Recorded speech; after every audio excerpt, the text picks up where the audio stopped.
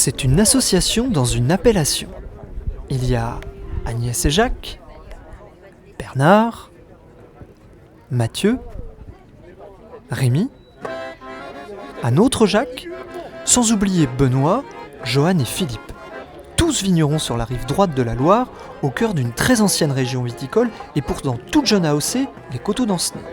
Ils ont décidé de prendre le large pour mieux expliquer les spécificités de leur vin aux habitants de Nantes, la grande métropole voisine. La Marée vient jusqu'à Ancenis, dans une appellation un peu oubliée.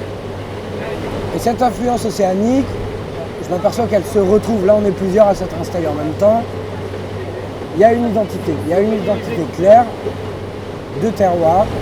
On est en train de créer une nouvelle image sur une appellation. Et on va le faire en racontant une histoire, en y mettant quelques manières, exactement de la même manière dont on fait notre vin.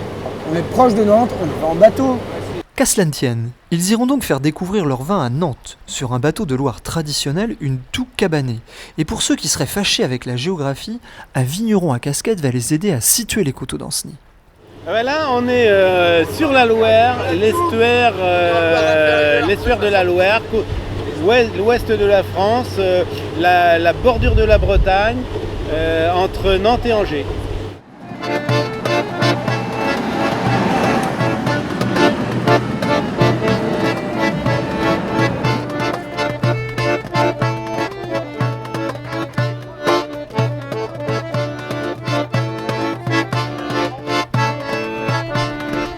C'est donc quai de Versailles, à 2 pas du centre-ville de la cité des Ducs de Bretagne, que nos vignerons et leurs bateaux se sont amarrés pour un samedi de présentation et de dégustation de leur vin.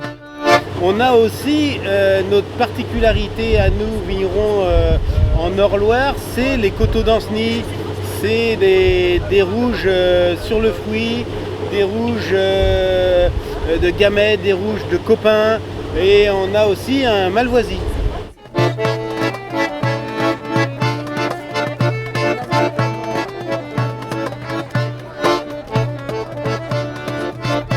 Au-delà de leur côté friands et croquants, les rouges de l'appellation peuvent également être de remarquables vins de garde, et ce sans avoir besoin de casser sa tirelire. Mais c'est un blanc qui a le vent en poupe actuellement, une petite gourmandise unique sur la vallée de la Loire, le malvoisie. Ah, le malvoisie, c'est un petit peu le bébé chéri de l'appellation. C'est un vin légèrement doux, soyeux en bouche, aromatique, et qui ravit les femmes et rarement d'hommes en crache.